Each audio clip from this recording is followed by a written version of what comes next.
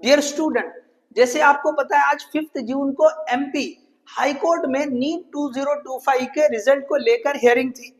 देखिए power cut का जो इशू था, स्टूडेंट ने जो एग्जाम 2025 नीट लिख रहे थे तो कुछ टाइम बीच में जो है पावर चला गया था, पावर कट का इशू आया था जिसकी वजह से स्टूडेंट ने पिटीशन फाइल की थी।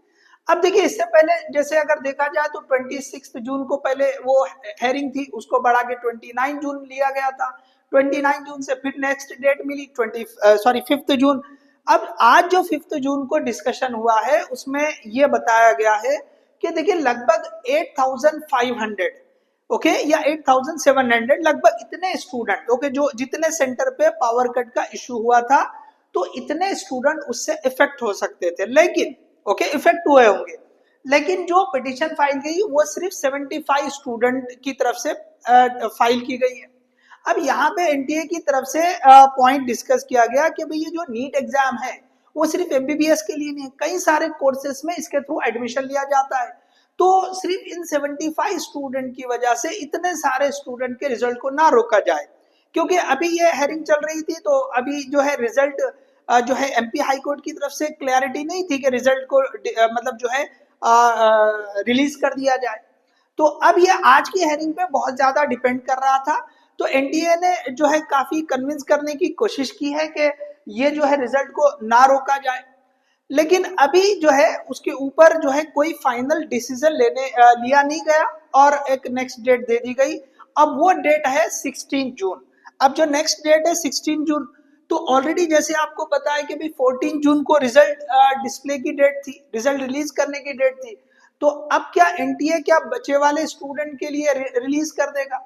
तो यहाँ पे बहुत ज्यादा चांसेस ये है कि एनटीए डबल प्रैक्टिस नहीं करेगा कि भाई पहले रिलीज करे फिर और इनका जो फाइनल डिसीजन हो उनके लिए रिजल्ट रिलीज करे फिर रैंक को जो है एडजस्ट करे।